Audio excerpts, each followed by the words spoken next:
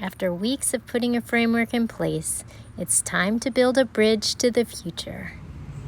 Hello, it's Alissa, heading into week 9 of the cheese relaunch campaign. So I mentioned that last week that we're going to be making a little shift in the pathway coming up. So I want to talk to you about the lead up to that, because there's a lot of exciting stuff in the pipeline, and I'm just trying to pull it all together before I announce that, because I want to make a focused effort towards the future. But I have kind of rounded out the first milestone. So if you've been following the campaign, the first milestone was to just get enough equipment together to start making the cheese. And so we have met and exceeded that milestone. And so now I want to start outlining the vision for the future. I'm working right now. One of the pieces that I'm really excited about is that I've been working with this branding agency out of London on the rebrand for the cheese. So I hope that I'll have an announcement about that very, very soon. But I'm really excited about how things are going. Because R&D Creamery was like a placeholder name, and obviously not intended for the cheese company. But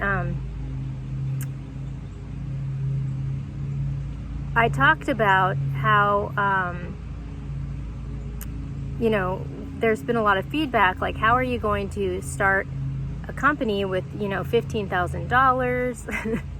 That's not really enough money, and that is for sure true, but I just want to highlight that this is just like one piece of a larger puzzle and a larger vision for how we're going to move forward. And so this is one piece that I want to engage my kind of loyal audience with, because at the end of the day, I think in starting a business like this, it's really not about how much money you have. That's the deciding factor on if you succeed at the end of the day. Because I think if you look at the bigger picture, it's not about having lots of money. I mean, that is one path to success, but it's not the path that I'm taking. I mean, really what it's about is having a vision for something about the world, a problem that needs to be solved. And I think it also requires a certain amount of hustle. There's a certain personality type, and I think it's a personality type that might see an opportunity in a place where other people might see problems. But most importantly, I think for it to be successful, the vision needs to be in alignment with the change that needs to happen and can be seen by the larger collective consciousness. And so that is why it's very important to engage the base, the loyal customer base, because I think that's the piece where there's often a disconnect, because the whole point is that we need to build a bridge to the future to build a functional outcome. Because I think most often businesses kind of have like a top-down approach. I think a lot of times when businesses start from a grassroots place, like the cheese did, it's a much more arduous path to go from the bottom and go up than to start from the top down, But that's also a place where there's often this huge disconnect, because when you start from the bottom up, you're starting from the intention of solving a problem that the world needs to have solved, And when you're starting from the top, you're starting from the intention of solving problems that can be solved. And that's really where the magic is. You need to meet in the middle, and there's often a gap there between the problems that need solving and the problems that we can solve. And so the magic is when these things can come into alignment. Because, I mean, I think one of the big logistical gaps in starting a business is that when you start from the bottom up, you know, your financing is dependent on solving problems that are important to consumers.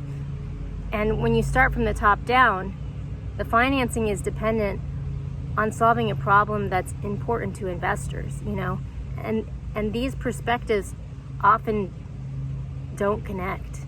And that's why there's this big gray area of dysfunction in the middle. And so I'm trying to find a path to meet in the middle.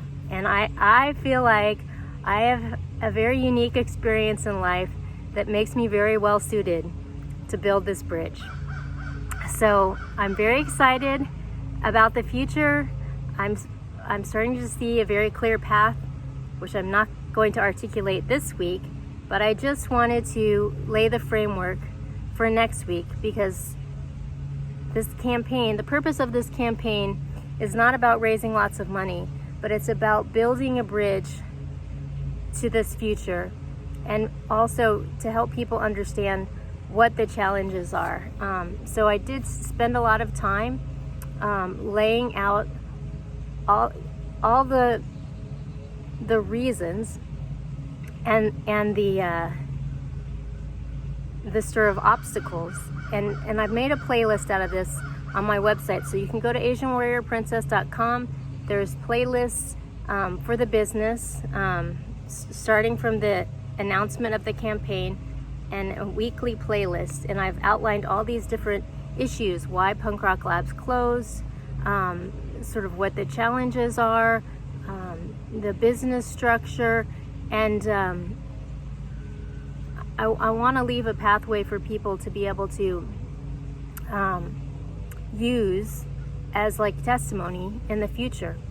There's also a playlist, by the way, about this gardening project that I have in the background that I've been doing with my mom. I care for my mom who has dementia. She's elderly, and this gardening project has been really instrumental in managing her care. And so there's a playlist about that too. I think it's a really inspiring story, and I think this wellness piece is important, not only foundationally for the cheese and the intention behind it, but I think it's a problem that's becoming like increasingly relevant in the world that we're living in right now, and how we address this problem.